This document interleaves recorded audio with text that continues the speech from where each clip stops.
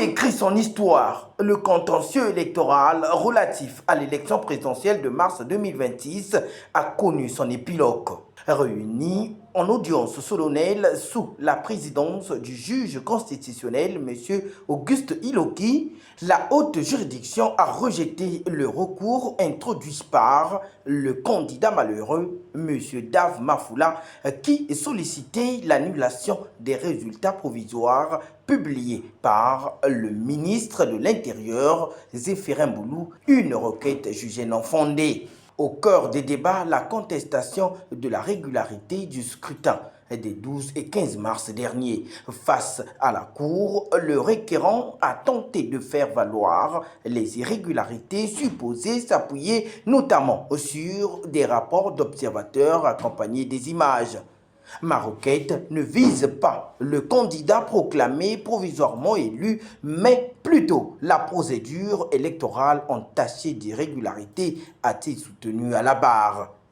Puisque ici, on nous parle de ce qui s'est passé dans tout le Congo, je vous fais comprendre simplement que s'il faut, parce que les éléments, les autres, j'en ai eu juste après. Mais ce qui est là, les vidéos qui sont dans la clé, je ne parle pas d'une vidéo, mais je parle des vidéos qui sont dans la clé, sont à examiner. Et comme j'ai dit, si le doute existe, si la Cour pense que ces vidéos-là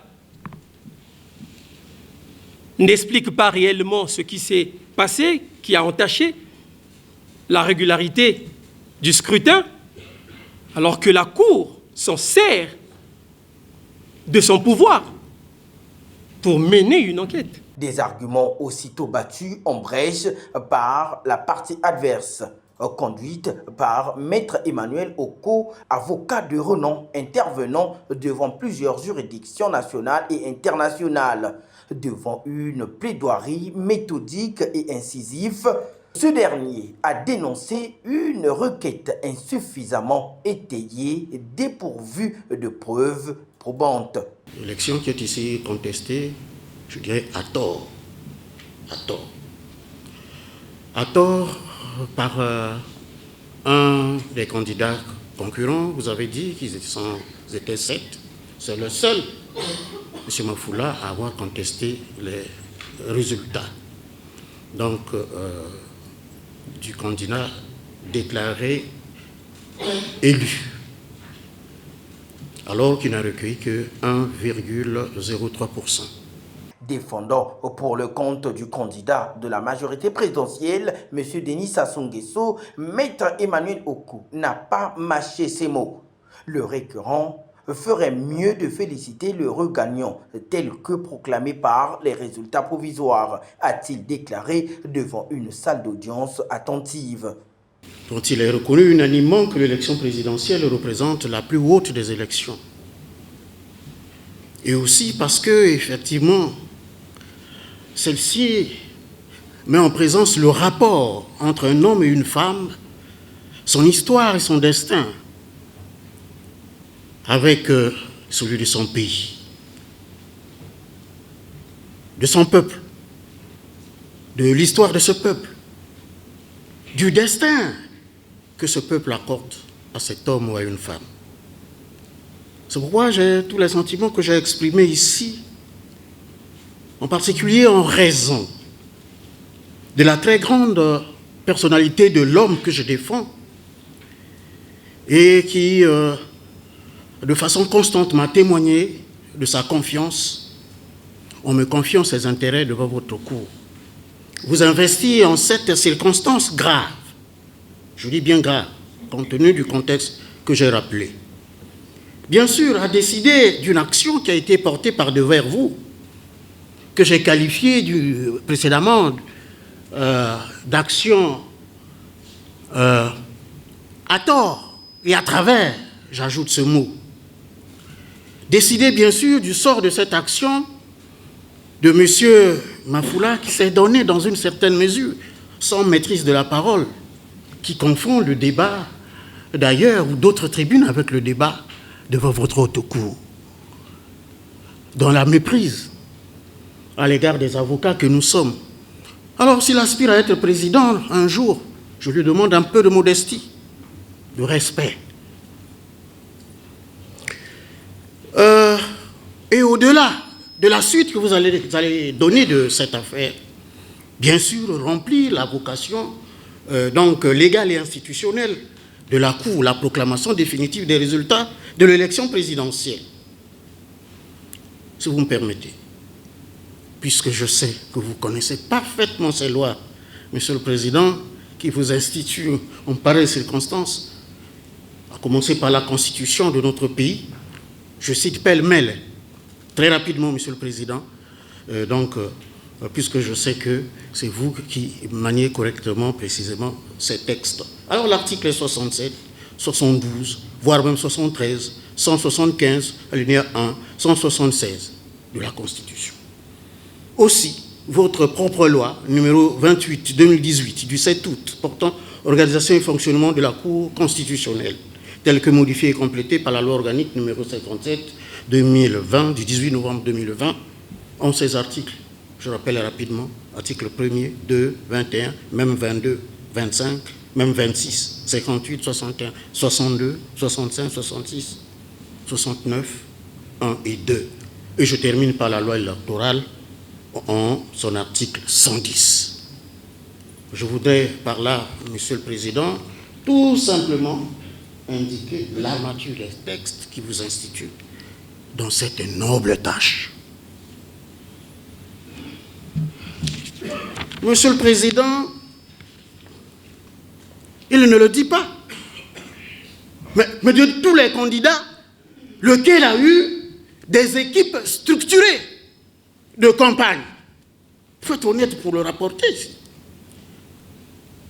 Monsieur Pierre Moussa a été désigné directeur de campagne suivant une décision justement du candidat provisoirement déclaré élu. Les textes existent. Et cette direction nationale de campagne a des décisions sur la création de plusieurs départements. Le Conseil a également pointé les lacunes procédurales du recours, soulignant l'absence d'encadrement juridique adéquat du requérant. Une posture qui, selon lui, a fragilisé la crédibilité du dossier présenté à la Cour. Vous avez été gentil avec M. Mafoula, s'agissant d'un débat encadré par les textes de la procédure devant la Cour. Parce que, si vous me permettez, là je réagis d'abord à son intervention. Il s'est étendu sur des choses dont il n'est pas en mesure ici de dire que pour la contradiction des débats, avec tout ce qu'il a cité ça et là dans son exposé, il a commencé par mettre à votre disposition les sources nécessaires vous permettant de statuer dans le sens tel que voulu. Parce que c'est quand même grave, Monsieur le Président, de demander toute une élection de la République sur la base des seuls éléments. Et vous avez raison, je comprends. À vous étendre sur l'interrogatoire presque. Tous les chiffres qu'il donne à Moussaka, Evu, Likwala, Infundu, Pointe-Noire, Djambala, n'avons pas non plus, Monsieur le Président, reçu des pièces concernant les menaces dont il aurait été l'objet, un terme d'ailleurs qui n'apparaît pas dans sa requête. Le mot menace n'existe pas. Je voudrais vous demander, Monsieur le Président, tout ça là, ces allusions-là, de les écarter. Il a vanté ici qu'il était plaideur de la Cour. Ça fait 12 ans qu'il fait la politique. Il peut en avoir 20, 30. Ça m'est égal. Mais ici, c'est la preuve du débat. Le droit des preuves. Mais avant d'y arriver, Monsieur le Président, vous me permettrez de dégager assez rapidement le moyen tiré de l'irrecevabilité de notre mémoire en défense. D'abord, il y a une contradiction, puisque je l'ai entendu dire que, voilà, des deux avocats constitués en défense, mettre au cours un mandat que seul lui pourrait plaider. C'est pour ça que vous avez vu mon confrère qui en a levé l'équivoque. Et puis il se contredit encore en disant qu'on dise que mon mémoire est irrecevable au motif que le mandat qui a été versé au dossier, qui nous désigne justement à assurer la défense donc, de défendeur, passez-moi la tautologie, n'aurait pas été signé de la main même du candidat. D'après quelles règles de procédure? J'ai répondu à ça par le mémoire numéro 2.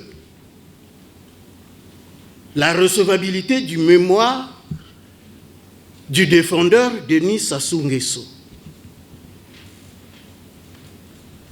Permettez-moi de m'étonner qu'une partie au procès puisse renier la constitution d'un défendeur qui est représenté par un ou des conseils. Sachant que la constitution d'avocat est toujours une affaire entre le client et la personne concernée par le procès. Et ça ne gêne pas la défense, justement, du demandeur. Parce qu'il ne vous invoque pas en quoi cette demande, cette constitution d'avocat, par le mandat reçu de M. Pierre Moussa, dont je reviendrai tout à l'heure pour les explications, générer la défense du demandeur. Il y a deux types de défense dans une affaire. Le demandeur aussi a une défense. C'est pour ça qu'il vous avance tous les arguments qui servent sa cause. Et plus encore le défendeur. Dans son délibéré, le président Auguste Iloki a estimé que les éléments fournis ne sauraient emporter la conviction des juges, qualifiant les preuves introduites d'insuffisantes et non probantes. Ce n'est pas sur la base des simples captures d'écran illustrant les scènes de vie ordinaire que la Cour peut fonder sa décision, a-t-il martelé avant de prononcer le rejet pur et simple du recours. Décide. Article 1er. La Cour constitutionnelle est compétente. Article 2. Le recours de M. Ufrem Dave Mafoula est recevable. Article 3. La requête de M. Ufrem Dave Mafoula est recevable. Article 4. Le mémoire de maître Emmanuel Oko pour le compte du candidat Denis Sassou Nguesso est recevable. Article 5. La demande d'enquête formulée par M. Ufrem Dave Mafoula est rejetée. Article 6. Le recours introduit par M. Ufrem Dave Mafoula en annulation des résultats de l'élection du président de la République, scrutin des 12 et 15 mars 2026 est rejeté. Article 7. Les résultats définitifs de l'élection du président de la République, scrutin des 12 et 15 mars 2026, se présentent ainsi. Électeurs inscrits 3 155 751. Votants 2 681 921. Bulletin nul 37 578. Suffrages exprimés 2 644 343. Abstention 473 830. Taux de participation 84,99%. Ont obtenu Denis Sassou Nguesso 2 509 456 voix, soit 94,90% des suffrages exprimés. Mabio Mavungu Zinga, 1,40% des suffrages exprimés. Ufrem Dave Mafula, 27 254 voix, soit 1,03% des suffrages exprimés. Mélanie Destin Gavé et Lengo, soit 0,87% des suffrages exprimés. Joseph Kinyumbi Kiambungu, 0,86% des suffrages exprimés. Vivien Romain Manangou, 0,61% des suffrages exprimés. Angios Ngangia Engambe, soit 0,33% des suffrages exprimés. Par la même occasion, la Cour constitutionnelle a procédé à la proclamation des résultats définitifs confirmant l'élection de Denis Sassou Nguesso avec 94% des suffrages exprimés après réajustement des données issues du scrutin. Article 6. Le candidat Denis Sassou Nguesso ayant obtenu 2 509 456 voix, soit 94,90% des suffrages exprimés, et donc plus de la moitié, plus de la majorité absolue des suffrages exprimés dès le premier tour de l'élection du président de la République, scrutin des 12 et 15 mars 2026, est déclaré élu président de la République. À l'œil nu, ce verdict consacre ainsi la fin du contentieux électoral et ouvre la voie à la prochaine étape institutionnelle, celle de l'investiture du président élu. Présent à l'audience, l'honorable Faustin Ilinga, beaucoup cité dans le débat, a salué une défense brillante et hautement professionnelle des avocats de la majorité présidentielle, estimant que l'issue du scrutin ne faisait guère de doute. Il ne reste plus qu'attendre l'investiture, a-t-il confié à la presse. De 14,90%, et c'est toute la joie du peuple congolais qui est allé massivement voter ce jour-là, ces jours-là, le 12 et le 15, pour un candidat de l'expérience, de la continuité et de la tranquillité. Vous voyez, nous venons de vivre tous le recours d'un candidat. Et c'est ce qui fait pour nous la beauté, la vitalité de la démocratie en République du Congo.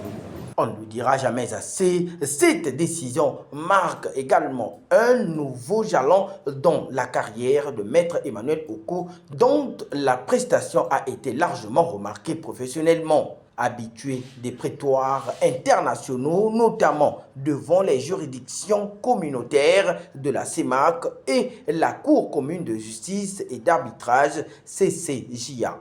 L'avocat consolide son image de ténor du barreau.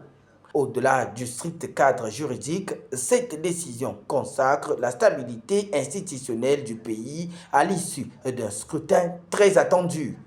Elle entérine définitivement la victoire du candidat de la majorité présidentielle et met un terme aux contestations post-électorales. Un tournant que d'aucuns qualifient déjà d'histoire dans la consolidation du processus démocratique congolais. Ce sont des sentiments de satisfaction. Nous sommes heureux que finalement, aujourd'hui, la Cour ait proclamé les résultats définitifs après avoir rejeté la requête introduite par le candidat Mafula Ufrem Dave. Donc nous sommes heureux aujourd'hui et nous voulons aussi saisir de l'occasion pour adresser toutes nos félicitations au président élu ou réélu.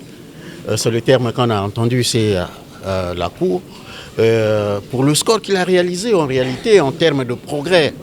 Et cela allait de soi, si on en croit par la campagne qu'il a dynamiquement mené au cours de cette élection présidentielle. Donc nous lui souhaitons bonne chance, qu'il puisse réaliser le programme qu'il a présenté aux Congolais dans le contexte de l'accélération justement de la marche vers le développement, et formons le vœu fort qu'effectivement la conjoncture nationale et internationale lui permette effectivement de réaliser son programme. Ainsi, Maître Emmanuel Oko a nouvellement écrit son histoire au marquoir dans les annales du pays. Et la même histoire, qui est le récit des événements passés, retiendra ce procès inoubliable.